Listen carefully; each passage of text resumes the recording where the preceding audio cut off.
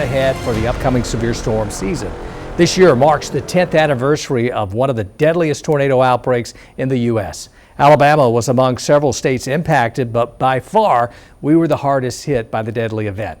Meteorologist Rich Thomas takes a look back at the tragic event and tells us some lessons learned. April 27, 2011, Alabama was at the epicenter of the biggest tornado outbreak in U.S. history. There were 216 tornadoes in all and 348 deaths in 6 states. But in Alabama alone, there were 62 tornadoes that day and 252 people lost their lives, a staggering number in this day and age. There were 2 rounds of severe weather that day. The morning round was bad enough, producing widespread wind damage and even some tornadoes. By early afternoon and into the evening hours, virtually every thunderstorm cell on radar was dropping violent tornadoes. The number of strong tornadoes was shocking, including 19 EF3s, 11 EF4s, and tragically 4 EF5s. Deadliest tornado was that EF5 that sliced through Hackleburg and Phil Campbell, killing 72. A large EF4 moved through the heart of Tuscaloosa at 5 p.m. and then to near Birmingham by 6 p.m. That tornado was on the ground for 80 miles, killing 64 and injuring over 1,500. So, why was the death toll so high?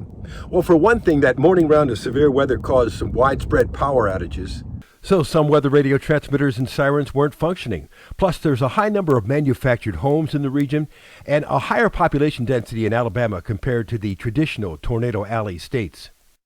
Some lessons learned. Unfortunately, too many people heard the warning but didn't take immediate action. They waited for a second verification. And simply wearing a helmet, like a bike helmet, could save your life.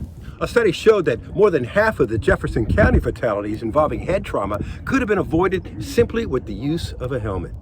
Interesting food for thought on this year's 10th anniversary of the super tornado outbreak. This is Blue Water Chief Meteorologist Rich Thomas for the Alabama News Network. I appreciate that, Rich. So here we go, heading toward the spring storm season. So what do we start looking at? Well, the upper level winds are definitely a feature we keep an eye on, and the overall synoptic pattern across the U.S. The thing is, we're looking at a La Nina winter that we've been through, and this pattern seems to be wanting to extend into the spring months. The thing is, we know about that is that there is a correlation between active severe weather seasons and a La Nina weather pattern. So unfortunately, a very active polar jet, and we're going to see systems coming through the deep south. So what does that mean? It means that our Dixie Alley could be active.